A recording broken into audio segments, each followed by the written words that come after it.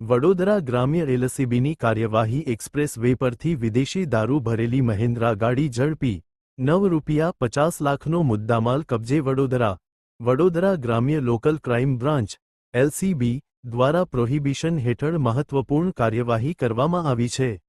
Express way number 04 પર Karjan police station વિસ્તારના સાંપા ગામ નજીકથી ગુપ્તખાનું બનાવી વિદેશી દારૂ ભરેલી મહિન્દ્રા મેક્સ ગાડી ઝડપી પાડી કુલ અંદાજે ₹9,50,484નો મુદ્દામાલ કબજે કરવામાં આવ્યો છે।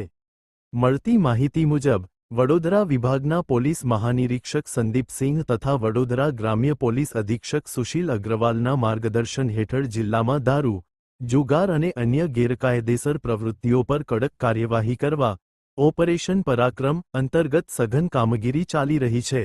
આ દરમિયાન એલસીબી પોલીસ ઇન્સ્પેક્ટર કે.આર. સિસોદિયાના માર્ગદર્શન હેઠળ LCB team Karjan police station વિસ્તારમાં પેટ્રોલિંગમાં હતી ત્યારે પોલીસને બાતમી મળી હતી કે સુરત તરફથી વડોદરા તરફ એક સફેદ કલરની મહિન્દ્રા મેક્સ H1-7 ગાડીમાં ગુપ્તખાનું બનાવી વિદેશી દારૂનો જથ્થો લાવવામાં આવી રહ્યો છે।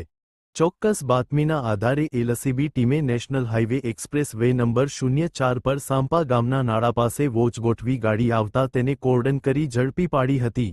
પોલીસે ગાડીની તપાસ કરતા પાછળની બોડીમાં ગુપ્તખાનું બનાવવામાં આવ્યું હોવાનું જણાયું હતું।